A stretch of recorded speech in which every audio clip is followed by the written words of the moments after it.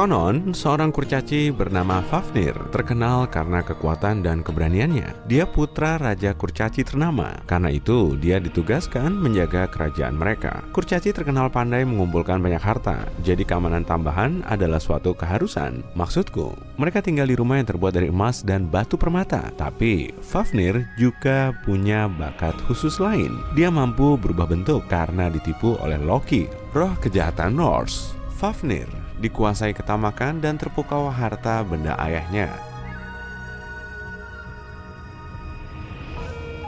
Dia memutuskan gak akan mau berbagi sedikit pun harta itu, bahkan dengan ayah atau saudara lelakinya. Dia mencuri harta ayahnya dan kabur sendirian ke tempat yang sulit dicari di tengah gurun. Untuk melindungi hartanya, Fafnir berubah menjadi naga besar. Tampilan barunya mirip ular besar yang kuat dan mengerikan. Tapi kesaktiannya belum berhenti sampai di situ. Karena naga nggak bisa terbang, dia juga menyebarkan racun di seluruh rumah barunya agar tak seorang pun bisa selamat jika ingin mengambil emasnya. Fafnir segera dikalahkan oleh pahlawan bernama Sigurd. Legenda Fafnir menjelaskan kenapa keluarga lebih penting dibanding ketamakan. Legenda ini juga menunjukkan banyak kesaktian yang dimiliki naga. Tapi bagian terpentingnya adalah legenda ini contoh yang cukup baik tentang bagaimana asal-muasal naga dalam dongeng kita. Tapi hey, ini cuma salah satu dari banyak kisah tentang naga. Nyalakan saja TV-mu atau intip toko buku manapun. Pasti akan kamu temukan kisah naga. Berbagai variasi dari makhluk serupa naga telah digambarkan dalam banyak kisah dari seluruh dunia, dari Asia sampai Eropa Utara. Kebanyakan makhluk ini digambarkan bertubuh mirip reptil, bersayap dan bercakar. Dan kemampuannya yang paling mengerikan adalah napas api yang keluar dari mulutnya. Naga atau bahasa Inggrisnya dragon berasal dari kata Latin draconem yang artinya ular besar. Tapi yuk kita susuri sejarah untuk melihat bagaimana awalnya. Seorang ahli sejarah Asia misalnya menemukan sejumlah fosil di abad keempat sebelum Masehi dan menyimpulkan bahwa dia menemukan naga. Jika kamu melihat fosil Stegosaurus, maka gampang dimengerti kenapa dia bingung. Panjang Stegosaurus 9 meter, tingginya 4 meter, dan tertutup bilah pelat serta tonjolan-tonjolan. Buaya Nil juga bisa dikira naga. Buaya ini masih ada sampai sekarang dan hidup di Afrika Sub-Sahara. Tapi mungkin buaya ini lebih populer di zaman kuno. Ketika mencapai usia dewasa, buaya Nil bisa tumbuh sampai 5 meter. Tapi itu belum semua. Buaya ini bahkan bisa berjalan dengan tubuhnya terangkat dari tanah dan sebagian bahkan digambarkan berdiri dengan 2 kaki belakangnya. Goanna adalah kadal mirip naga yang hidup di Australia. Selain ukurannya besar, gigi goanna juga setajam pisau cukur serta bercakar. Bahkan diketahui goanna mengeluarkan bisa. Mudah dipahami kenapa goanna merupakan sumber dari naga versi Australia. Ketika manusia pertama kali menemukan tulang belulang paus di masa itu, orang belum tahu hewan ini hidup di laut. Karena ukurannya, pasti kita berpikir hewan ini berbahaya. Dan karena kita jarang melihat paus, tentu kalau kita nggak menyelam di laut, tulang belulang ini nggak begitu dimengerti dan juga mudah dikira naga. Mungkin sumber paling menarik dari mitologi naga ini sebetulnya adalah otak manusia. Dalam buku berjudul An Instinct for Dragons, ada teori bahwa naga ada di hampir semua budaya kuno. Karena manusia terbiasa takut pada predator besar untuk bertahan hidup. Kita bukan satu-satunya mamalia yang instingnya begitu. Monyet takut pada ular dan juga jenis kucing besar misalnya. Jika sifat alam ini dipadukan dengan cerita rakyat, kamu akan memperoleh cerita tentang naga di mana-mana yang disesuaikan masing-masing wilayah. Asal-usul hewan-hewan reptil sakti ada sejak peradaban manusia itu sendiri. Aku membahas tentang Mesopotamia kuno. Manusia masa itu percaya dengan segala macam makhluk, tapi pemimpin roh mereka adalah Marduk, pelindung kota Babylon. Kalau kamu perhatikan karya seni masa itu, Marduk digambarkan dengan seekor naga mirip ular di sampingnya. Sifatnya bisa baik atau pendendam, bergantung suasana hatinya.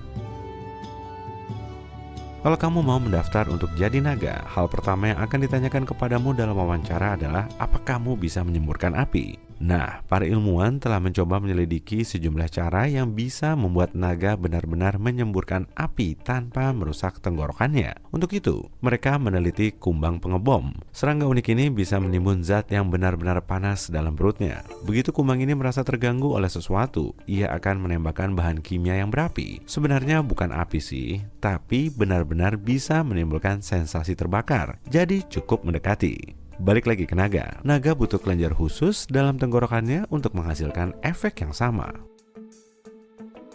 Tapi dari mana asal naga? Mereka nggak mungkin muncul begitu saja. Apapun sumber yang kamu pakai, menurut sejumlah dongeng, seperti Fafnir, manusia pun bisa berubah jadi naga. Tapi teori yang paling populer, naga berasal dari telur. Beberapa sumber bahkan membuat sederet sketsa tahap-tahap yang harus dilalui naga selama hidupnya. Semua berawal dari saat telur menetas. Konon, naga memakan cangkangnya untuk keluar dan memecahkan bagian samping telur.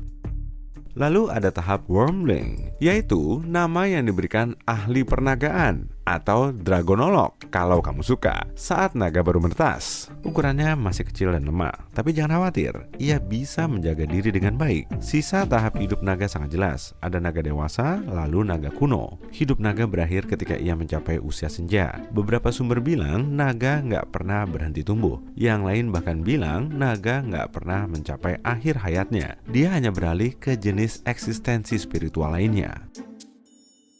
Naga dikenal sebagai simbol banyak hal, tapi itu semua bergantung pada asalnya. Di sebagian wilayah Asia, naga dikenal bisa membawa keberuntungan, kekuatan, dan kekayaan. Untuk bisa menjadi prajurit yang kuat di Inggris, kamu harus mengalahkan naga dulu. Karena itu, kamu sering melihat gambar naga di banyak bendera. Bendera Wales misalnya, bergambar naga merah besar dengan latar belakang hijau dan putih. Dongeng-dongeng tentang naga di negeri barat nggak begitu baik. Naga sering dipandang jahat dan pendendam. Mitos lain terkait naga adalah naga sangat suka emas dan batu mulia. Sisi tamak naga ini sepertinya berasal dari Yunani kuno saat naga ditugaskan untuk menjaga harta. Sebagian naga penjaga ini terdapat di berbagai dongeng seperti Hobbit dan serial Harry Potter.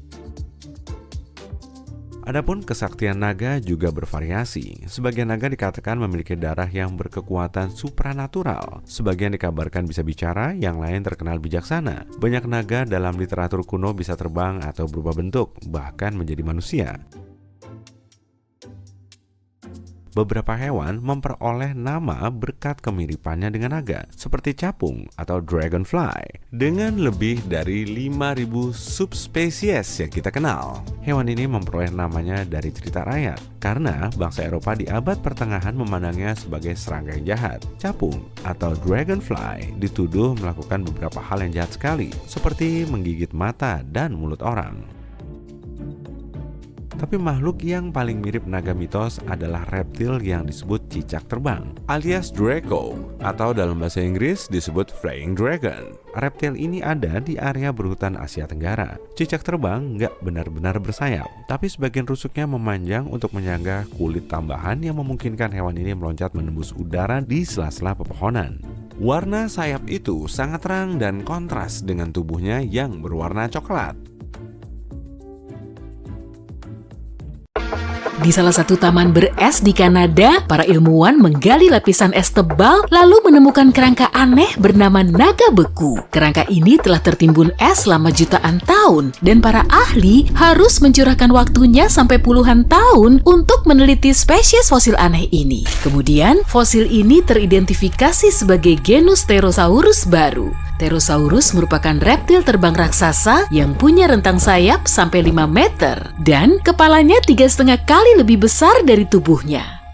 Therosaurus hidup 76 juta tahun yang lalu bersamaan dengan para dinosaurus. Para ilmuwan mendeskripsikannya sebagai hewan terbang terbesar, tergarang, dan teraneh. Genus baru ini kemudian dinamakan sebagai Cryodragon boreas yang berarti naga beku dari utara. Pada tahun 2013, seorang pendaki gunung sedang hiking di salah satu gunung tertinggi di Eropa Barat, Mont Blanc. Dia melihat kotak logam misterius yang menyembul di permukaan salju, kemudian membukanya. Ternyata kotak itu berisi batu rubi, zamrud, dan safir. Pendaki itu pun segera menyerahkan kotak temuannya ke pihak yang berwenang. Kemungkinan besar kotak itu milik penumpang pesawat dari India yang menabrak Mont Blanc lebih dari 50 tahun yang lalu. Harganya ditaksir mencapai lebih dari 2,8 miliar rupiah dan pihak terkait masih mencari pewaris dari kotak perhiasan kecil itu. Di barat laut Siberia tahun 2007, seorang pengembala rusa kutub sedang bertualang bersama anak-anaknya. Di tengah perjalanan, dia melihat objek misterius di dalam es yang kemudian diketahui sebagai anak mamut beku. Dia pun segera menghubungi museum setempat. Anak mamut itu akhirnya diberi nama Luba dan menjadi mumi mamut paling awet saat ditemukan. Luba telah terkubur di dalam es selama 41.800 tahun saat ia masih berumur 30 sampai 35 hari. Panjang tubuhnya kira-kira sama dengan anak sapi besar. Nah, apa kamu pengen melihat Luba secara langsung? Datang aja ke sejumlah museum di seluruh dunia. Di benua Antartika ada gunung berapi beku Erebus yang tertutup oleh lapisan salju dan es. Gunung berapi ini pertama kali ditemukan saat meletus pada tahun 1841 oleh para penjelajah yang sedang melakukan ekspedisi Arktik. Gunung ini setinggi lebih dari 3.657 meter dan telah aktif selama 1,3 juta tahun terakhir. Di tengah-tengah Erebus, terdapat kawah raksasa yang dipenuhi dengan lava cair. Gunung berapi ini meletus secara berkala, sehingga letusannya ini diklasifikasikan sebagai erupsi berkelanjutan. Meski begitu, gak ada yang perlu dikhawatirkan karena letusannya biasanya relatif kecil. Pada tahun 1991, dua pendaki di pegunungan Alpen Italia dikejutkan dengan penemuan jasad. Mereka langsung mengiranya sebagai mayat pendaki yang belum lama hilang. Duo itu harus bersusah payah turun lagi untuk melaporkan temuan itu. Setelah tulang belulangnya disatukan, jasad itu ternyata berasal dari zaman purba. Menurut estimasi para ilmuwan, manusia es ini sudah berumur lebih dari 5.000 tahun yang kemudian dinamai Otzi.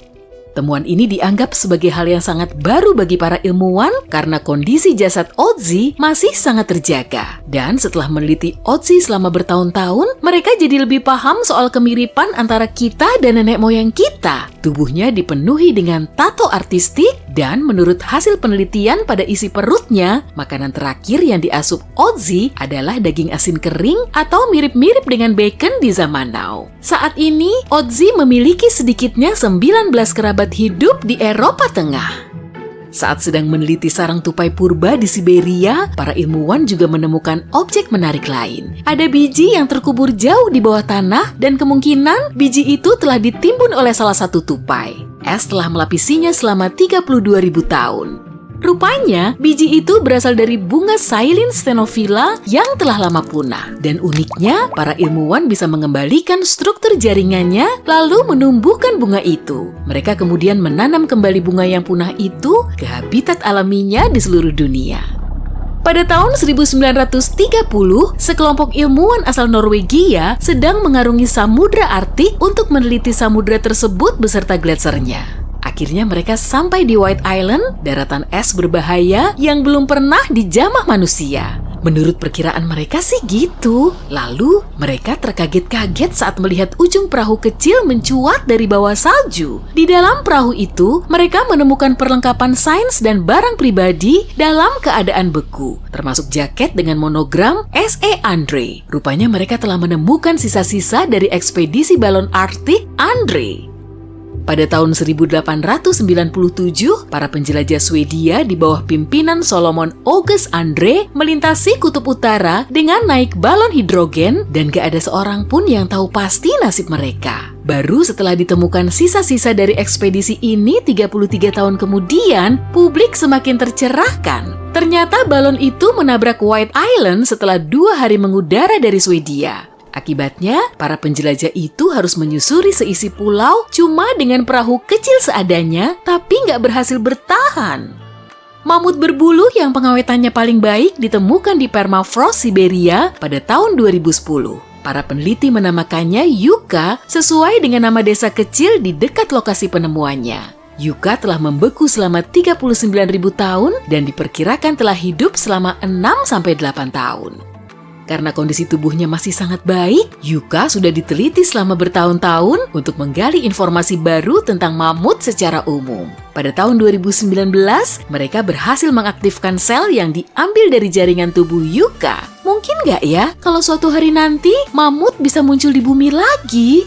Dari gambar dan video, kita bisa tahu kalau Antartika sangat dingin, tertutup salju, berlandskap datar, dan punya beberapa bukit kecil. Para ilmuwan juga punya anggapan serupa. Saat meneliti pegunungan Gamburtsev di awal tahun 2000-an, mereka kaget setelah tahu kalau bukit kecil berbatu-batu itu ternyata puncak pegunungan raksasa yang dasarnya berada 1,6 km di bawah salju. Dengan teknologi radar, mereka memperkirakan tingginya sekitar 3.000 meter dan membentang hingga 1.200 km. Ukurannya ini hampir sama dengan pegunungan Alpen di Eropa, hanya saja strukturnya tertutup banyak es dan salju. Seorang pengusaha pernah memeriksa sungai di sekitar tambang emas Siberia. Dia malah tertarik dengan lapisan esnya. Rupanya di situ ada anak badak berbulu kecil yang kemudian dinamai Sasa. Badak berbulu telah punah selama 15.000 tahun dan diperkirakan Sasa telah membeku di dalam es selama 39.000 tahun. Temuan ini terbilang unik karena cuma Sasalah badak berbulu utuh yang pernah ditemukan.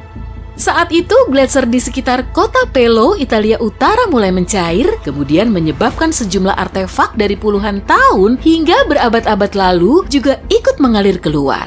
Di situ ada barang-barang pribadi milik para tentara, termasuk buku harian, foto, dan surat cinta. Para ahli sejarah juga telah menemukan kabin utuh di bawah lapisan es, di dalamnya terdapat helm logam keras dan pakaian. Pada tahun 1845, Sir John Franklin tergabung dalam ekspedisi nahas menuju Kutub Utara. Para kru memakai kapal HMS Erebus dan HMS Terror yang cukup ironis. Ekspedisi itu mengalami kecelakaan, lalu kedua kapal lenyap tanpa jejak di perairan beres. Pada tahun 2016, HMS Terror ditemukan oleh sekelompok peneliti. Meskipun telah hilang selama 170 tahun, perairan dingin di situ telah membuat kondisi kapalnya tetap utuh. Mereka mendeskripsikannya sebagai membeku seiring waktu. Piring dan gelas makan malam masih tertata di raknya, tempat tidur dan mejanya juga masih kelihatan rapi, malahan bagasi penumpangnya masih sangat baik. Kapal HMS Erebus juga ditemukan di dekatnya, tapi karena kondisi perairan berubah, bentuknya sudah hancur. Es glasial yang melingkupi jalur pegunungan di Norwegia telah dipakai oleh para Viking dan menyimpan ratusan artefak kuno. Salah satunya yaitu kotak kayu besar yang saling dilas. Para peneliti kemudian membuka kotak itu sambil harap-harap cemas. Mereka meyakini isinya pasti harta karun dari Viking atau artefak yang akan menginfokan soal masyarakat di zaman dulu. Tapi ternyata isinya cuma lilin lebah kuno. Kotak itu nggak sekuno dugaan mereka. Dengan menganalisis lilinnya, mereka bisa tahu kalau kotak itu berasal dari abad ke-17. Era manusia Viking telah berakhir pada abad ke-11. Kemungkinan benda tersebut telah dikirimkan oleh seorang petani dari area pertanian di musim panas menuju pertanian di musim dingin sebagai penerang di malam hari. Woi penonton, yuk kita menyelam ke kedalaman laut di masa silam. Lebih dari 1,5 miliar tahun lalu. Karena ya, kita emang bisa. Wah, awas! Bukan megalodon atau reptil laut raksasa yang perlu kita waspadai, tapi predator aneh bernama Anomalocaris. Nama ini berasal dari bahasa Yunani, yang artinya tidak seperti udang pada umumnya.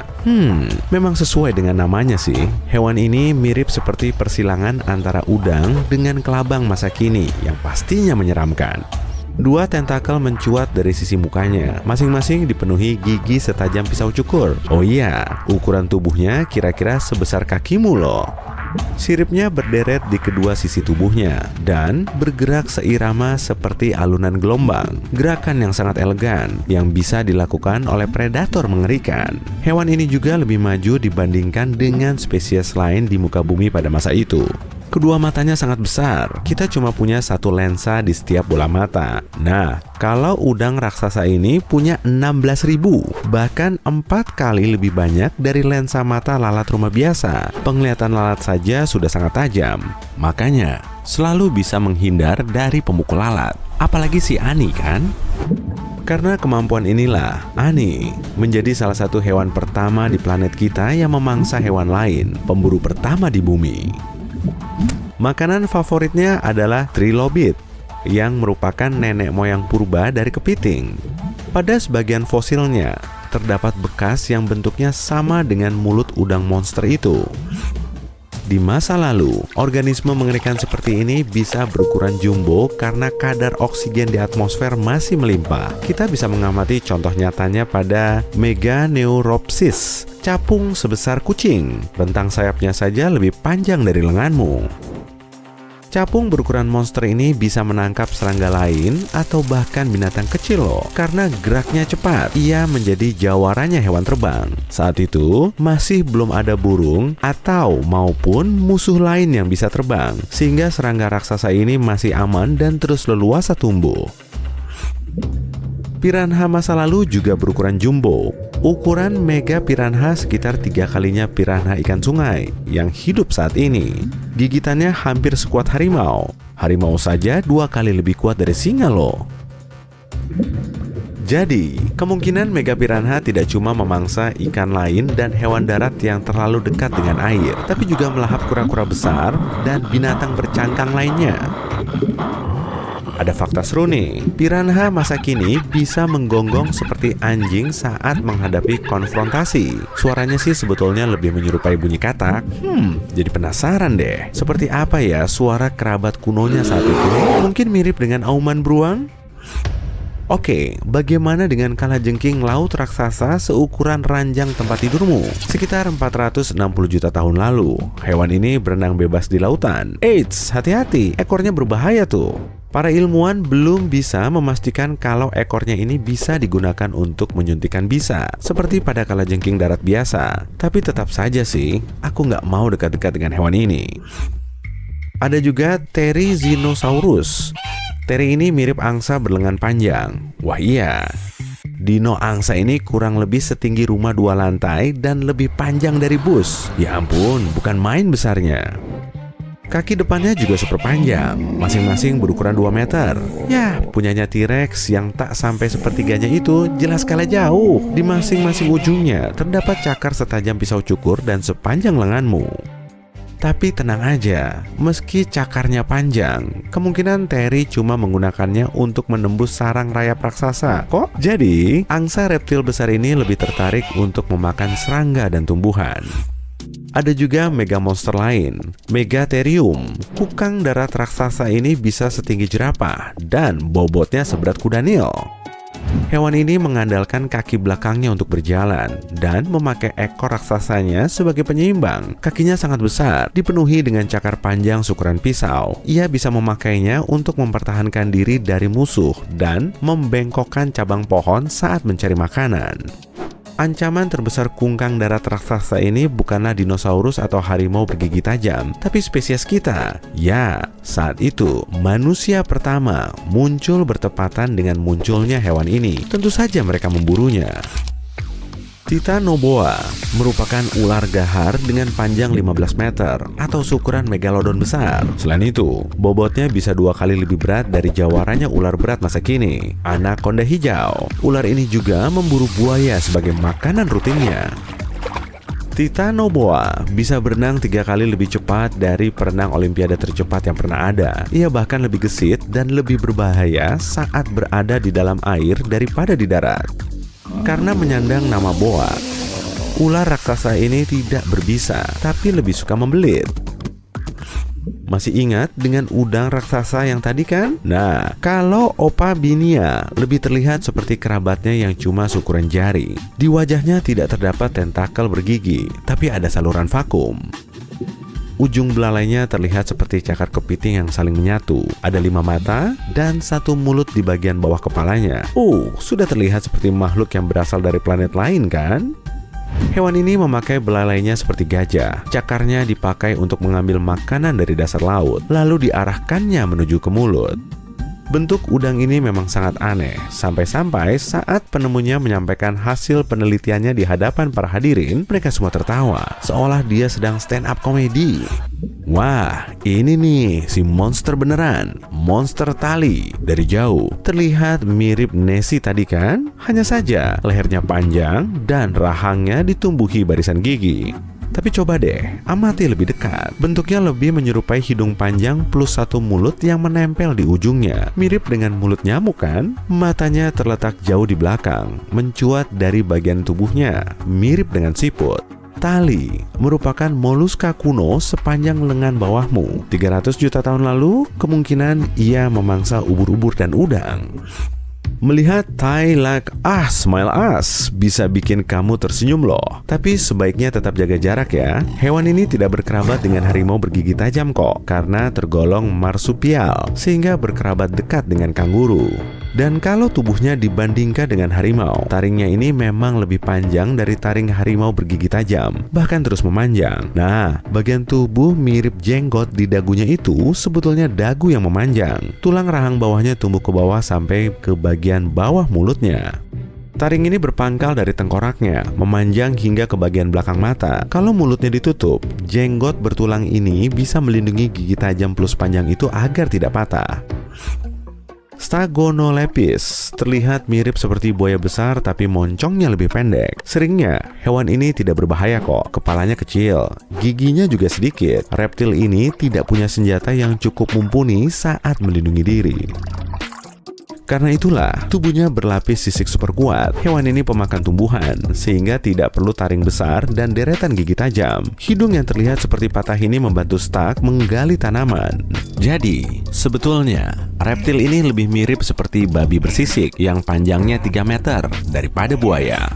Basilosaurus merupakan sejenis paus kuno yang hidup di planet kita sekitar 45 juta tahun lalu. Tidak sepanjang paus biru sih, tapi cukup bisa memangsa paus lain, bahkan hiu. Sebagian orang percaya kalau semua monster ini masih ada. Para saksi mata mengaku telah melihat naga laut raksasa, dan Basilosaurus sangat mirip dengan deskripsi mereka. Lagi pula, 90% dari lautan kita belum dijamah kan? Jadi, monster laut masih leluasa bersembunyi. Tapi ilmuwan belum bisa menemukan fosil paus kuno yang umurnya lebih muda dari 3,7 juta tahun. Jadi, mitos ini terpatahkan. Stegosaurus merupakan salah satu dinosaurus paling terkenal yang pernah ada. Bentuknya sangat khas karena terdapat duri raksasa di ekornya dan bongkahan tulang di punggungnya. Tubuhnya 2 kali lebih tinggi dan hampir 5 kali lebih berat dari jerapah. Tapi kalau dibandingkan dengan ukuran tubuhnya, hewan ini punya otak paling kecil di seantero kerajaan hewan. Ukuran maksimumnya sebesar otak anjing. Pelagornis punya rentang sayap terpanjang di kalangan semua burung yang pernah ada. Tubuhnya 2 kali lebih besar dari burung terbesar masa kini, Albatros kelana. Sayapnya yang super besar membuat burung ini sulit terbang. Ia hanya bisa mulai terbang dengan melompat dari tebing. Dan saat berhasil mengembangkan sayapnya, burung raksasa ini cuma bisa terbang secepat 65 km per jam. Burung tercepat saat ini saja bisa ngebut sampai 5 kali lipatnya. Ini adalah ikan terbesar yang pernah ada di bumi, dan gigitannya cukup kuat untuk menghancurkan sebuah mobil. Gigi terbesar yang ditemukan memiliki panjang setara remote control. Ikan ini mengonsumsi sekitar 1.134 kg makanan dalam sehari, itu setara dengan 3.300 kaleng tuna. Fosil megalodon paling awal berasal dari sekitar 20 juta tahun yang lalu. Tapi kamu tidak akan melihat kerangkanya. Dan itu karena Meg yang besar tidak memiliki tulang. Kerangka yang terbuat dari tulang memberikan bentuk dan kekuatan pada sebagian besar hewan. Namun, hiu berasal dari subkelas yang sama dengan ikan pari, ikan skate, dan hiu gergaji, dan memiliki tulang rawan, bukan tulang sejati.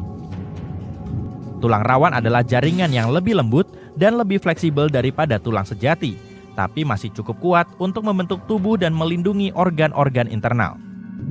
Beberapa area lebih fleksibel karena tulang rawan lebih lemah, dan beberapa bagian lain seperti kepala hiu jauh lebih keras berkat tulang rawan yang terklasifikasi. Moncongnya terbuat dari tulang rawan yang sangat lembut dan fleksibel yang berfungsi seperti bumper jika terjadi tabrakan dengan bahaya. Siapa yang menduga hiu dapat melakukan semua ini dengan kerangka yang berat? Ditambah lagi, tulang rawan membuat rahangnya menjadi lebih fleksibel dan makhluk ini bisa membuka mulut lebih lebar dibandingkan dengan rahang yang terbuat dari tulang. Pahlawan kita pun, si Meg ini, tidak terkecuali dan memiliki gigitan terkuat dari semua makhluk hidup yang juga dimungkinkan karena kerangka yang terbuat dari tulang rawan. Hiu memanfaatkan tulang rawannya sepenuhnya. Tulang rawan membantunya berenang dan berbelok dengan cepat saat berburu. Salah satu kelemahan dari jenis kerangka ini adalah sangat sulit bagi para ilmuwan untuk menentukan ukuran dan bentuk mek. Biasanya mereka melakukannya dengan menggunakan fosil kerangka tulang atau bagian-bagiannya. Tapi dalam hal mek, mereka harus menebak berdasarkan gigi yang mereka temukan dan perbandingan dengan kerabat yang masih hidup. Model komputer 3D yang lebih baru sebagian didasarkan pada pemindaian tulang belakang yang diawetkan yang ditemukan pada tahun 1860-an. Model tersebut menunjukkan bahwa Mac lebih besar, lebih cepat, dan bahkan lebih lapar daripada yang diperkirakan para ilmuwan sebelumnya. Sepertinya Megalodon rata-rata memiliki panjang 16 meter, sedikit lebih besar dari tinggi pelang Hollywood, dan beratnya 10 kali lebih berat dari gajah. Ada juga yang jauh lebih besar. Para ilmuwan masih belum yakin bagaimana Megalodon bisa mencapai ukuran ini. Fakta bahwa ada Megalodon yang lebih besar dan lebih kecil mungkin berkaitan dengan sesuatu yang disebut aturan Bergman. Aturan ini menyatakan bahwa suhu lingkungan sekitar mempengaruhi ukuran tubuh hewan karena harus menyimpan atau melepaskan panas. Megalodon yang mencapai perairan yang lebih dingin mungkin membutuhkan lebih banyak berat badan untuk memastikan mereka bertahan hidup di suhu yang rendah. Makhluk-makhluk yang hidup di perairan yang lebih hangat harus berukuran lebih kecil agar tidak terbakar. Jika para peneliti benar dalam perhitungan mereka, ini juga berarti bahwa Mac mencapai kecepatan jelajah lebih dari 5 km per jam, yang jauh lebih cepat daripada hiu lainnya. Hiu putih besar yang masih hidup dapat menempuh jarak hampir 11.265 km tanpa berhenti, yang berarti 9/10 diameter bumi. Sepertinya Megalodon bisa melangkah lebih jauh lagi. Megalodon berhasil bertahan hidup di planet kita hampir 70 kali lebih lama daripada manusia. Mereka berkeliaran di laut selama 20 juta tahun, dan kamu dapat melihatnya hampir di mana saja, kecuali di dekat kutub. Para ilmuwan menemukan fosil paling utara di lepas pantai Denmark dan yang paling selatan di Selandia Baru. Alasan kenapa tidak ada gigi Megalodon yang ditemukan di Antartika kemungkinan besar karena mereka beradaptasi dengan perairan tropis dan subtropis yang hangat, yang lebih muda, lebih suka tinggal di pantai, sementara yang dewasa lebih menyukai daerah pesisir. Tapi mereka juga bisa dengan mudah berpindah ke lautan terbuka. Ketika planet kita mengalami periode pendinginan dan pengeringan global dan lautan mulai membeku sekitar 3,6 juta tahun yang lalu, semakin sedikit ruang bagi Mac untuk berkembang. Sebagian besar mangsanya, seperti paus yang lebih kecil, anjing laut, dan penyu, menghilang atau pindah ke perairan yang terlalu dingin untuk pahlawan kita. Dan pada saat yang sama, jumlah pesaing alaminya, hiu predator yang lebih kecil, seperti hiu putih besar dan paus, meningkat. Dinamika pergeseran rantai makanan ini bisa jadi lebih berbahaya bagi Mac daripada air laut yang dingin. Kamu terbiasa melihat mereka di layar lebar sebagai monster tak berperasaan, tapi hiu besar ini sebenarnya adalah makhluk penyayang dan penuh perhatian terhadap keluarga. Para ilmuwan menemukan beberapa area pembibitan Megalodon di Florida, Maryland, Panama, dan di lepas pantai Spanyol. Sepertinya mereka melahirkan anak-anak mereka di lingkungan perairan dangkal. Kemudian anak-anak Megalodon akan tinggal di sana dengan Mac dewasa yang melindungi dan membesarkan mereka sampai mereka siap untuk melawan predator. Mac yang perkasa memiliki 276 gigi dalam 5 baris di mulutnya. Mirip dengan hiu lainnya, ia cepat mengganti giginya yang rusak atau hilang. Dengan 4 atau 5 baris gigi di dalam mulutnya, pada dasarnya ia bertindak seperti ban berjalan yang mampu menumbuhkan kembali gigi yang rusak atau hilang. Ini berarti bahwa seekor Megalodon dewasa mungkin akan menumbuhkan beberapa ribu gigi sepanjang hidupnya. Meskipun hiu putih besar sering disebut-sebut sebagai kerabat terdekat Mac, mereka bukanlah sepupu jauh. Nenek moyang hiu putih besar saat ini hidup pada masa yang sama dengan Mac, tapi mereka bukan teman baik dan bahkan saling bersaing. Hiu putih besar tidak akan menang dalam pertarungan 1 lawan 1 dengan Mac, tapi ia adalah pemburu yang lebih baik dengan menggunakan ukurannya yang lebih kecil dan kelincahannya untuk menangkap mangsa raksasa dengan cepat. Hal ini hanya menyisakan ikan dan paus yang lebih besar untuk Meg. Tapi persediaan makanannya mulai habis saat paus-paus tersebut berenang ke lautan baru yang lebih dingin. Daripada hiu putih besar, Megalodon lebih mirip hiu banteng modern. Ia memiliki moncong pendek, rahang bawah yang rata, dan sirip dada yang besar untuk menopang berat dan ukurannya yang sangat besar. Kita juga membahas tentang Meg sebagai raksasa yang telah punah. Tapi apakah kita bisa 100% yakin bahwa ia tidak bersembunyi di suatu tempat saat kita berbicara sekarang? Lagi pula, kita baru menjelajahi 5% dari lautan. Palung Mariana adalah palung samudera terdalam di bumi, dan kamu bisa mencelupkan seluruh gunung Everest ke bagian terdalamnya, dan lebih dari 1,6 km di antaranya masih berada di atas permukaan. Jika seekor atau 2 ekor megalodon membutuhkan tempat untuk bersembunyi, maka tempat ini adalah tempat yang sempurna. Namun itu bukan tempat yang paling nyaman untuk ditinggali dengan airnya yang dingin dan gelap gulita. Ditambah lagi, tekanan di sana 1000 kali lebih kuat daripada di permukaan laut. Jadi, jika Meg benar-benar bersembunyi di bawah sana, ia akan mengalami masalah serius pada giginya karena kalsium akan larut di bawah tekanan tersebut. Untuk bertahan hidup di sini, Meg juga harus belajar menavigasi dalam kegelapan. Itu artinya, ia akan menjadi bioluminescent atau berevolusi untuk menumbuhkan mata yang sangat besar seperti cumi-cumi raksasa. Jika Meg masih ada dan setia pada pilihan makanannya, ia harus makan ikan yang lebih kecil, dan itu akan menjadi masalah bagi kita manusia, terutama bagi kita yang menyukai ikan. Dan karena lautan tidak mendingin akhir-akhir ini, Megalodon akan menyukai suhunya dan akan berkembang biak dan bereproduksi lebih cepat dari sebelumnya. Raksasa-raksasa itu akan menciptakan masalah besar bagi kapal kargo dan kapal pesiar. Jika kamu sekarang merasa takut membayangkan bertemu dengan Megalodon, tenang saja. Sebagian besar ilmuwan tidak berpikir hal itu mungkin terjadi karena ukuran pahlawan kita.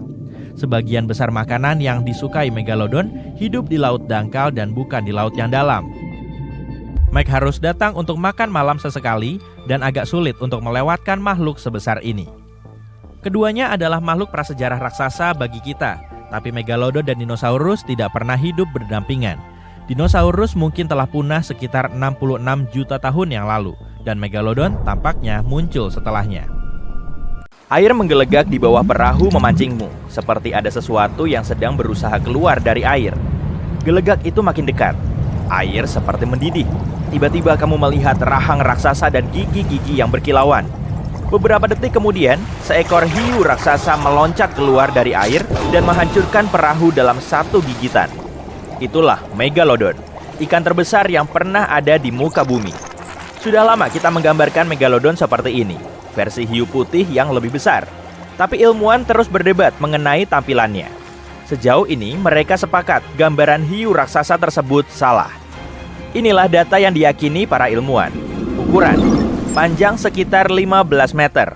Itu sebesar bus sekolah dan sebanding dengan panjang gerbong kereta bawah tanah.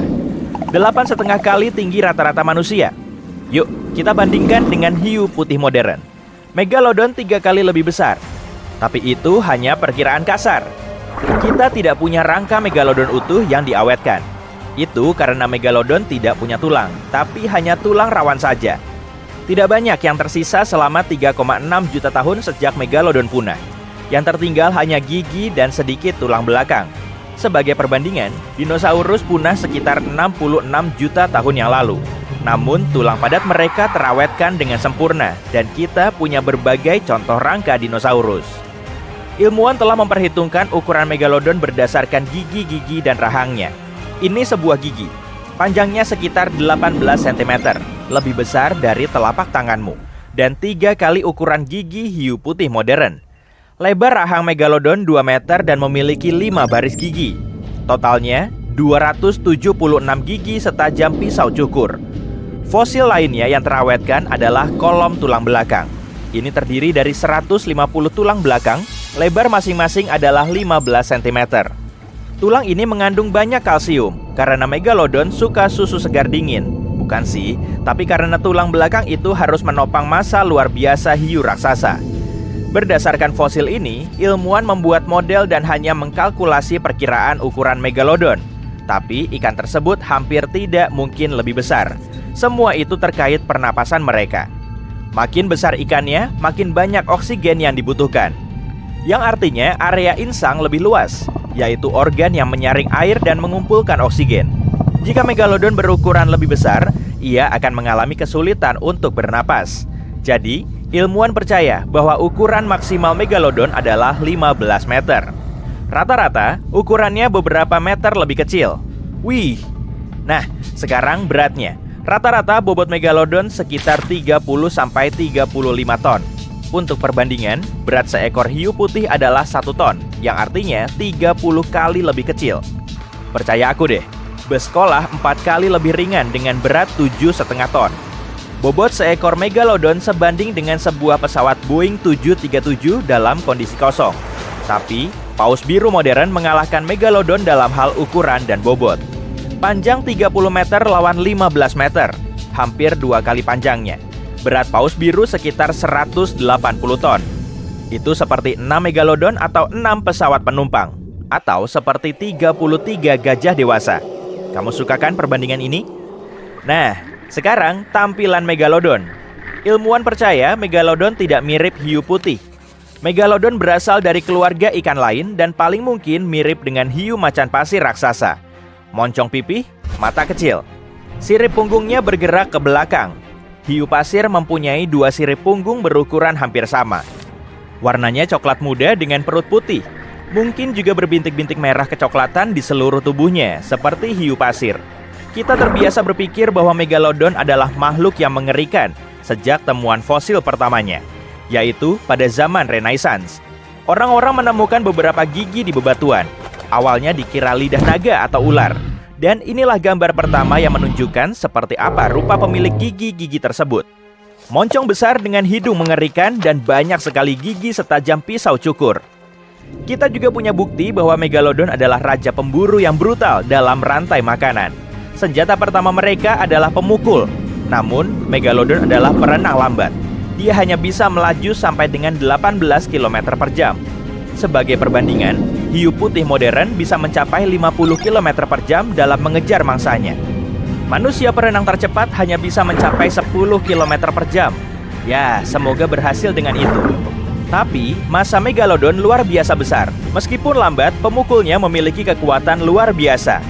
Megalodon akan mengejutkan mangsanya. Ia hanya punya 1 peluang untuk memukulnya. Jika meleset, mungkin butuh waktu terlalu lama untuk pukulan yang kedua. Kemampuan bermanuver megalodon bisa dibandingkan dengan truk besar. Tapi jika pukulan itu berhasil, mangsa akan terkejut dan tidak bisa bergerak. Pada titik ini, megalodon membidik titik-titik lemah, seperti sirip dan ekor mangsanya. Ilmuwan telah menemukan banyak fosil paus purba dengan bekas gigi megalodon. Ternyata, hiu raksasa tersebut tahu di mana letak organ vital mangsanya dan bisa menyerangnya. Ketika mangsa lumpuh, megalodon membuka gigi-giginya. Seorang dewasa yang berdiri tegak bisa dengan mudah masuk ke dalam rahangnya yang terbuka. Dan berdasarkan berbagai perkiraan, kekuatan gigitan megalodon hampir 11 ton. Bayangkan, bobot 3 mobil SUV terkonsentrasi di ujung sebuah gigi tajam. Itu 9 kali lebih besar dari kekuatan gigitan hiu putih terbesar dan 6 kali kekuatan pemegang rekor gigitan modern, buaya air asin. Nih, lihat peta di mana fosil megalodon ditemukan. Amerika Selatan dan Utara, Eropa, Asia, Australia. Megalodon adalah penguasa semua lautan dan nyaman berada di mana saja di planet kita. Kita bahkan telah menemukan fosil hiu raksasa itu di dalam sedimen air tawar. Mungkin hiu ini tidak takut memasuki sungai untuk berburu. Ilmuwan lain mengatakan mungkin megalodon bahkan bukan predator. Semua ini karena ukurannya. Ikan ini tidak bisa berenang dengan cepat, tidak bisa bergerak cepat seperti hiu putih. Jika mangsa mencoba meloloskan diri, megalodon tidak akan mengejar, sebab dia tidak akan pernah bisa mengejarnya. Masalah lain adalah rangka megalodon. Tulang rawan mereka lebih lemah daripada tulang biasa. Jadi sistem otot hiu raksasa ini tidak sebesar dan sekokoh itu sejak awal. Bahkan mungkin megalodon adalah pemakan bangkai dan tidak pernah berkelahi. Inilah salah satu alasan kenapa hiu-hiu purba menjadi punah. Megalodon suka perairan dangkal yang hangat. dengan suhu berkisar mulai 12 derajat Celcius. Tapi, lebih dari 3 juta tahun lalu, iklim menjadi lebih dingin. Ini menghilangkan wilayah dan banyak makanan megalodon. Paus primitif yang menjadi makanan utama hiu raksasa ini mulai menghilang. Predator yang lebih cepat mengambil sisa-sisa makanan tersebut. Megalodon mulai kelaparan. Dalam evolusi, satu pemain baru masuk, paus bergigi, nenek moyang dari paus pembunuh modern. Paus ini hidup dalam gerombolan dan memiliki otak yang lebih besar dibandingkan megalodon. Jadi, seiring waktu, mereka mulai berkompetisi dengan megalodon. Mereka memanfaatkan kecanggungan megalodon. Sekawanan paus pembunuh bisa dengan mudah menang dalam kompetisi melawan seekor hiu raksasa. Banyak ilmuwan percaya, inilah alasan menghilangnya hiu terbesar di dunia tersebut. Tapi ada teori bahwa megalodon masih hidup dan menjelajahi perairan gelap planet kita. Beberapa nelayan Australia diduga telah bertemu dengan hiu berukuran luar biasa, tapi tak seorang pun bisa mengkonfirmasi kesaksian ini. Penggemar teori ini percaya bahwa hiu raksasa bisa bersembunyi di perairan dalam jauh dari pengamatan manusia. Di Palung Mariana misalnya, ini adalah tempat terdalam di planet kita. Palung ini lebih dalam dari ketika kamu menaruh Gunung Everest di dalam laut. Dan kita bahkan telah menemukan gigi megalodon di sana. Tapi, sains bilang bahwa hiu raksasa semacam itu tidak bisa hidup di Palung Mariana karena banyak alasan. Pertama, suhunya terlalu dingin. Mungkin megalodon adalah ikan berdarah dingin, sehingga dia harus menggunakan kehangatan lingkungan sekitar untuk bertahan hidup. Tapi, air di Palung Mariana dingin, sekitar 4 derajat Celcius. Itu karena semakin dalam, semakin sedikit sinar matahari yang bisa menembusnya. Alasan kedua adalah tekanan. Tiap kedalaman 10 meter meningkatkan tekanan sebesar 1 atmosfer. Yaitu, di kedalaman 30 meter, air menekan kamu 3 kali lebih kuat daripada yang kamu rasakan di permukaan. Otot-otot dan tulang rawan megalodon yang lemah tidak memungkinkannya menyelam sampai ke dalam Palung Mariana. Dan yang paling penting, makanan. Makin jauh dari permukaan laut, makin sedikit organisme yang hidup. Megalodon terbiasa makan paus primitif yang ukurannya berkisar antara 3-7 meter. Penghuni Palung Mariana hanyalah ikan-ikan kecil. Megalodon tidak akan bisa menangkapnya. Dan mengingat ukurannya, yang dilakukan megalodon hanyalah makan dan kemudian mencari makanan lagi. Bandingkan bobotnya dengan bobot manusia. Rata-rata manusia dengan berat badan rata-rata 80 kg harus mengasup sekitar 2000 kalori sehari. Bobot megalodon 470 kali lipatnya, sehingga butuh jauh lebih banyak kalori. Jadi, semua ikan penghuni Palung Mariana hampir tidak bisa mencukupi kebutuhan makanan megalodon selama beberapa hari saja. Jadi, semua teori ini tentu saja tidak benar. Tapi, tetap saja berhati-hati di luar sana adalah tindakan cerdas. Tahu kan maksudku? Ada banyak sekali ikan di laut. Beberapa di antaranya terlihat sangat mirip dengan Nemo atau Dory di Finding Nemo. Lalu ada ikan kupu-kupu dan ikan gapi yang memang sangat cantik. Dan kemudian ada... apa itu? Aku bayar pengalaman menyelam bukan untuk melihat ikan ini. Anglerfish memiliki gelar tidak resmi sebagai hewan terjelek di dunia. Tapi aku nggak akan berani menyampaikan berita itu ke dia. Ada lebih dari 200 spesies anglerfish yang saat ini berenang-renang di suatu tempat di kedalaman yang suram di Samudra Atlantik dan Antartika, hingga sekitar 1,5 kilometer di bawah permukaan. Beberapa di antaranya lebih menyukai kondisi kehidupan yang berbeda, lingkungan tropis yang dangkal. Anglerfish bervariasi dalam bentuk dan ukuran, dari sea devil hitam yang terkenal hingga frogfish, monkfish, footballfish, gushfish, batfish, dan kodok laut.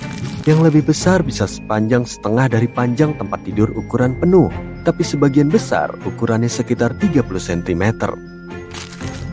Karena pilihan makanan di tempat tinggal ikan-ikan ini tidak terlalu banyak, mereka harus membuat strategi berburu yang unik.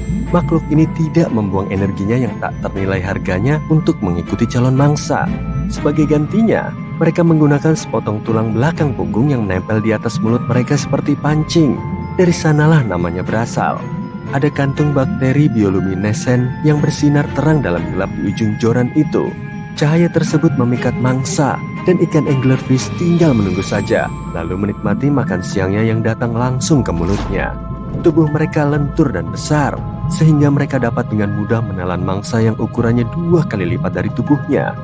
Anglerfish laut dalam memakan apapun yang bisa mereka temukan. Spesies yang hidup di perairan yang lebih dangkal tidak pilih-pilih dan dapat memakan apa saja, mulai dari udang hingga siput dan ikan kecil. Namun, hanya anglerfish betina yang memiliki fitur joran yang keren itu. Lalu bagaimana dengan ikan yang jantan? Menemukan belahan jiwa jauh di bawah laut tidaklah mudah. Serius, tidak ada cahaya di bawah sana. Ditambah lagi, suhu yang sangat dingin dan tingkat oksigen yang rendah. Anglerfish tidak bisa melakukan banyak kencan dalam kondisi seperti itu. Jadi mereka kawin untuk seumur hidup. Dan sebelum kamu kagum, aku harus memberitahu bahwa mereka melakukannya dengan cara yang cukup istimewa. Anglerfish jantan jauh lebih kecil daripada betinanya. Kontrasnya sangat mencolok sehingga ketika para peneliti pertama kali tertarik dengan kehidupan cinta makhluk ini, mereka mengira bahwa ikan-ikan jantan itu sebenarnya adalah anak atau larva yang nongkrong di samping induknya. Spesies anglerfish jantan tertentu memiliki reseptor yang memperingatkan mereka bahwa ada ikan betina di dekatnya. Setelah kawin, ikan jantan akan menggigit betinanya dan tetap menempel di kepala, perut, dekat ekor, dan area lain yang dapat diaksesnya. Sementara mereka bermetamorfosis bersama selamanya, ikan betina mendapatkan sel, DNA, dan organ reproduksi jantan, tapi kehilangan sel respon imunnya. Si jantan mendapatkan tempat tinggal dan nutrisi yang gratis dan permanen. Mengingat harga rumah sekarang ini, hal ini menyenangkan sekali. Namun, tempat tinggal tersebut digunakan bersama sekitar 8 ikan jantan lain, dan mereka tidak bisa pindah meski menginginkannya. Kamu tidak mungkin bertemu dengan ikan laut dalam ini dalam kehidupan nyata. Tapi kalau kamu bertemu dengan anglerfish di video game favoritmu, ingatlah bahwa kamu dapat dengan mudah berenang dan membuatnya lebih ramah kepadamu dengan panah penenang.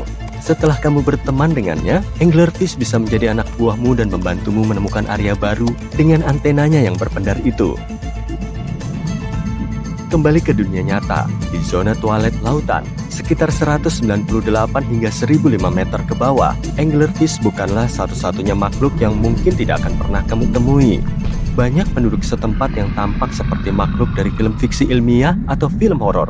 Tapi itu karena mereka harus beradaptasi dengan dunia yang gelap dan dalam ini. Aku sudah berusaha sebaik mungkin untuk mempersiapkanmu menghadapi makhluk yang akan kamu temui. Dimulai dengan ikan fangtooth. Makhluk ini menghabiskan sebagian besar hidupnya di dalam laut. Tapi pada malam hari, mereka bergerak ke permukaan untuk mencari makan. Mereka lebih aktif daripada kebanyakan penghuni laut dalam lainnya. Ikan ini tidak menunggu makanan datang, tapi benar-benar mengikutinya dan kemudian menerkamnya dengan gigi panjang mereka yang lapar. Mereka tidak memiliki bola lampu built-in seperti ikan anglerfish, jadi mereka mengembangkan indera penciuman yang hebat dan menggunakan sebanyak mungkin cahaya matahari yang bisa mereka dapatkan di kedalaman untuk berkeliling. Kadang-kadang bahkan bayangan calon mangsa yang lewat saja sudah cukup bagi mereka untuk beraksi.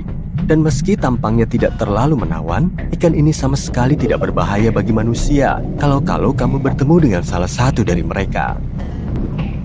Stoplight Blues Jaw terdengar seperti nama yang bagus untuk sebuah band alternatif. Tapi sebenarnya ini adalah penghuni laut dalam dengan kebiasaan berburu yang licik.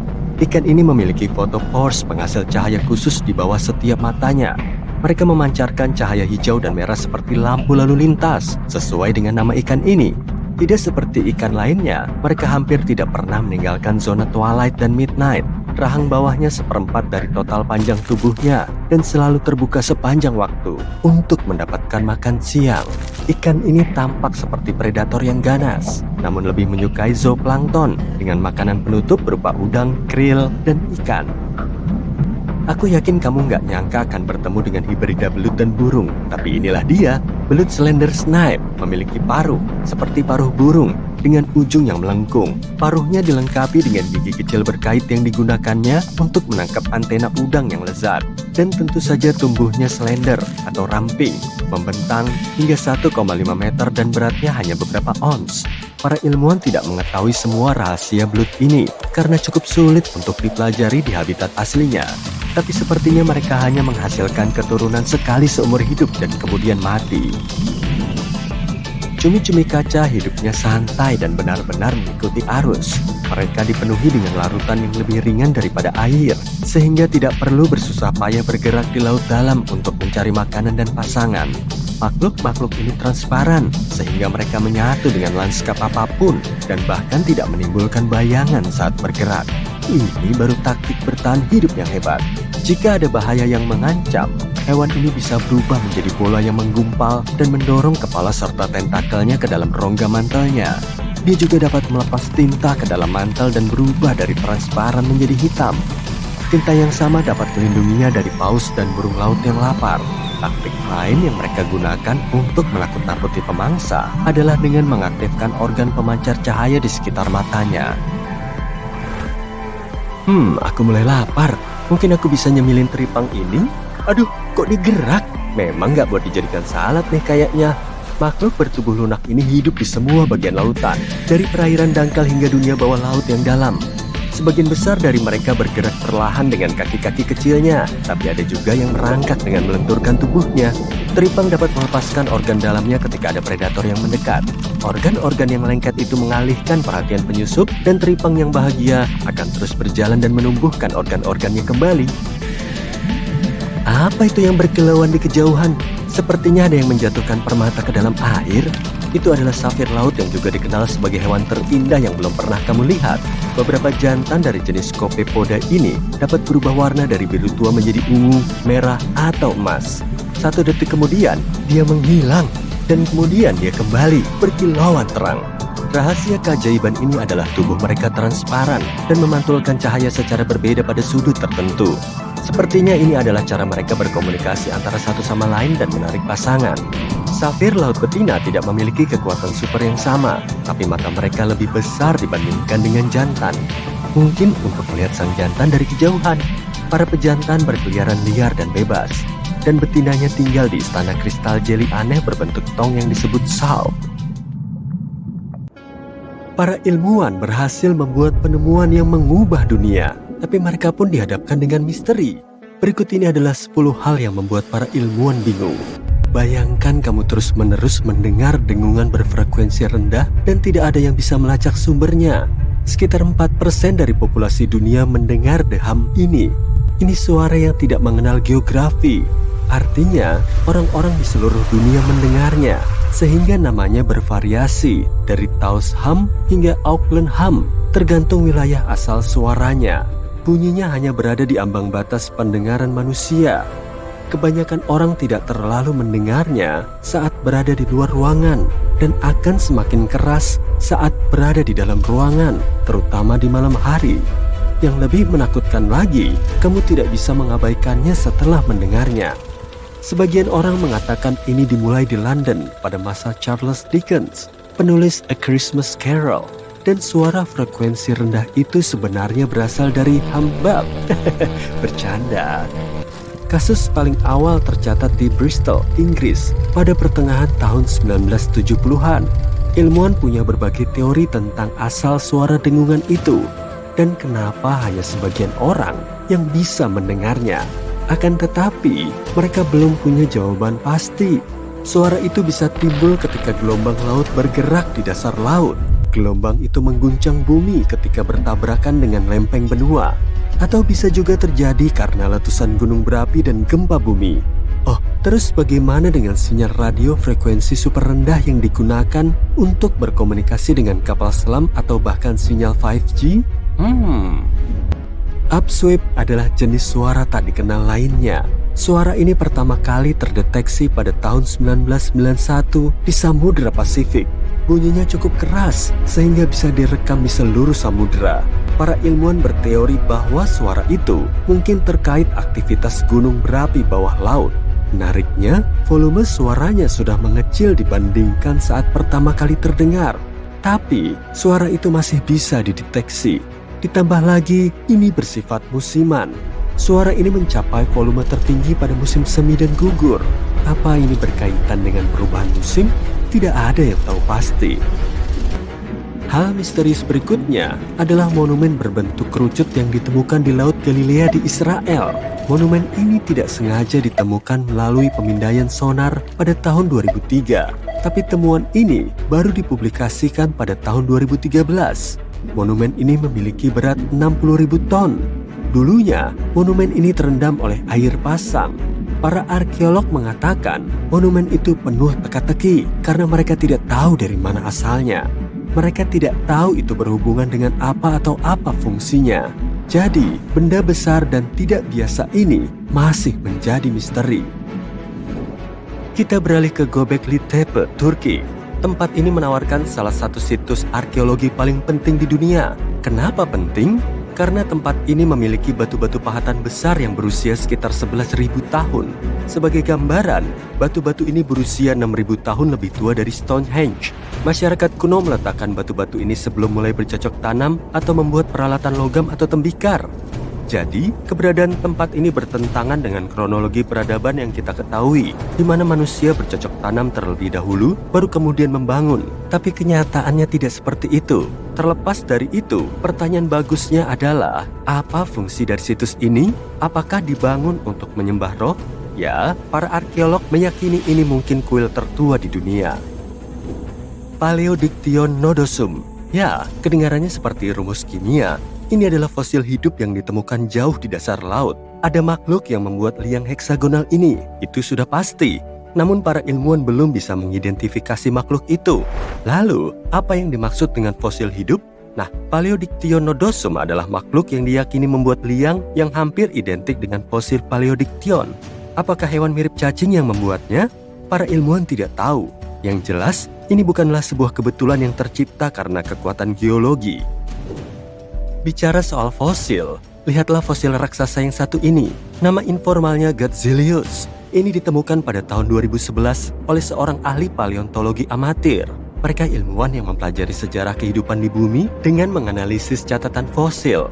Kembali ke Godzilius, panjangnya hampir 2 meter dan tingginya 3 meter jika diukur tegak lurus. Fosil ini berusia 450 juta tahun dan berasal dari masa ketika Cincinnati masih berada di bawah air. Ini mungkin saja fosil tikar alga, tapi beberapa ilmuwan berpendapat lain. Ini terowongan raksasa yang ditemukan di Amerika Selatan. Terowongan ini setidaknya berusia 8.000 hingga 10.000 tahun. Awalnya, para peneliti menemukan beberapa liang raksasa. Ukurannya sangat besar dan dibangun dengan rapi. Para ahli geologi terkagum-kagum dan mengatakan belum pernah melihat struktur semacam itu. Belum ada proses geologi yang bisa menjelaskan pembentukannya. Padahal, para peneliti sudah menemukannya sejak tahun 1930-an. Tapi saat itu, mereka percaya terowongan-terowongan ini hanyalah konstruksi arkeologi biasa. Tapi, kemudian mereka menemukan bekas cakaran besar di dinding dan langit-langitnya. Mereka menduga jejak itu ditinggalkan oleh spesies yang telah punah. Banyak ahli geologi sangat yakin telah menemukan liang kungkang dan armadillo raksasa. Struktur ini adalah liang terbesar yang diketahui dari zaman Paleolitikum di Amazon. Namun para ahli masih punya banyak pertanyaan. Bagaimana bisa struktur yang terlihat terencana seperti itu bisa terbentuk secara alami? Seorang peneliti kemudian menemukan gua aneh lainnya. Gua yang satu ini berjarak ratusan mil dari terowongan besar itu. Sekarang ada lebih dari 1.500 liang dari zaman Paleolitikum yang ditemukan di Brasil. Lebih menariknya lagi, beberapa gua ini terhubung dengan terowongan yang kerap kali mengarah ke ruangan-ruangan. Sekarang kita beralih ke fenomena alam. Tahukah kamu bahwa setiap tahun, khususnya di bulan Oktober, bola api muncul di Sungai Mekong di Thailand? Menurut legenda, bola api naga adalah panggilan bagi Buddha untuk kembali ke bumi. Dan panggilan ini dilakukan oleh ular sungai. Itu mitosnya. Tapi apa kata sains tentang hal ini? Apakah itu terkait gas yang mudah terbakar? Belum ada jawaban yang pasti. Bola api ini tampak muncul dari dalam air. Bola-bola api ini bisa mencapai ketinggian hampir 300 meter dan menghilang dengan cepat seperti kembang api. Bola api ini biasanya bersinar dengan warna kemerahan atau oranye. Kami juga akan menyebutkan beberapa legenda. Kenapa tidak? Kisah-kisah legenda sangatlah seru. Sangat disayangkan kalau tidak menyertakan legenda tentang kota Atlantis yang hilang. Seperti yang kita ketahui, legenda menyebutkan Atlantis tenggelam ke dalam lautan sekitar 11.000 tahun lalu. Semenjak itu, bukan hanya para ilmuwan, tapi juga para pemburu harta karun serta filsuf terus mencari kota yang hilang itu. Mungkinkah Bimini Road adalah jejaknya? Pada tahun 1968, seorang penyelam menemukan batu-batu aneh di lepas pantai Pulau Bimini Utara, Bahama. Batu-batu itu terlihat seperti buatan manusia. Penempatannya terlihat rapi dan dalam barisan yang teratur. Hal ini sempat membingungkan para ilmuwan, tapi tidak untuk waktu yang lama. Analisis penanggalan karbon pada batu-batu itu menunjukkan kekuatan geologis menciptakan jalan tersebut secara alami. Tidak ada bekas alat atau tanda yang menunjukkan batu-batu itu sengaja disusun. Penelitian masih terus berlanjut, tapi para ilmuwan kebanyakan percaya bebatuan itu terbentuk karena erosi. Ya, sepertinya belum saatnya Atlantis ditemukan. Bayangkan ini, kamu sedang berjalan-jalan di pantai, lalu melihat puluhan gurita melintas. Pada tahun 2017, sekelompok orang di Wales menyaksikan hal ini. Kenapa makhluk-makhluk ini keluar dari lautan? Belum ada yang tahu jawabannya. Orang-orang itu melaporkan mereka melihat 20 hingga 30 gurita merayap di atas pasir. Mereka memeriksa beberapa tanda luka tapi tidak menemukan apa-apa. Kemudian, mereka membawa hewan-hewan itu kembali ke laut. Menariknya, gurita-gurita itu kembali merayap ke pantai ketika orang-orang sedang tidur. Para ahli mengatakan sulit untuk memastikan alasan yang menarik hewan-hewan tersebut ke pantai tanpa melakukan pengecekan langsung. Mereka masih berspekulasi tentang alasan di balik kejadian yang tidak biasa dan langka ini. Mungkinkah karena populasi yang terlalu padat? Omong-omong, gurita-gurita itu siap menyerbu daratan.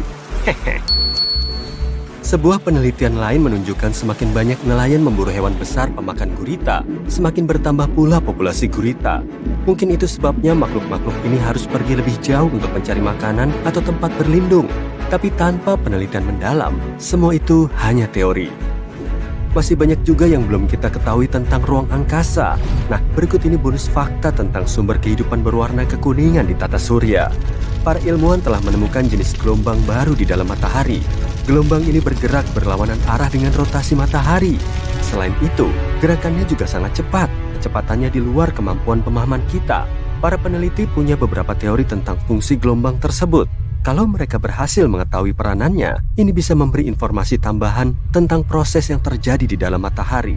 Dan ya, gurita-gurita tadi benar-benar sudah siap menyerbu. Dalam 30 tahun terakhir, para ilmuwan telah membuat penemuan luar biasa tentang makhluk baru yang hidup jauh di bawah permukaan laut. Dan nama makhluk itu adalah Spons harpa. Kalau kamu penasaran kenapa hewan ini baru sekarang ditemukan, aku mungkin punya jawabannya. Makhluk ini biasanya berada di kedalaman sekitar 3.400 meter di bawah permukaan laut. Spesies Spons ini pertama kali ditemukan di lepas pantai California berkat robot yang cukup kuat untuk menjelajahi kedalaman lautan tadi. Ini adalah area di bumi di mana makhluk yang tampak paling jinak pun bisa berpotensi berbahaya. Tapi para ilmuwan pun terkejut saat mengetahui makhluk ini lebih dari sekedar spons. Meski mungkin sudah jelas, Spons harpa mendapatkan namanya karena struktur dasarnya yang disebut ram punya bentuk yang sama dengan harpa. Tiap ram ini terdiri dari cabang horizontal yang menopang cabang vertikal paralel. Tapi jangan sampai penampilan harpa yang aneh dan lucu atau namanya yang imut ini menipumu. Yap, Spons harpa adalah pemburu laut dalam.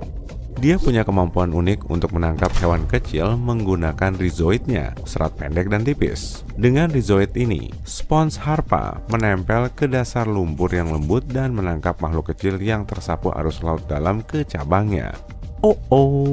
Makhluk spons lain biasanya makan dengan menarik bakteri dan potongan bahan organik dari air laut dan menyaringnya melalui tubuh mereka. Tapi Spons harpa kita tidak. Sebaliknya, dia mencaplok calon makanannya dengan kait berduri sangat kecil yang menutupi tiap cabang Spons harpa.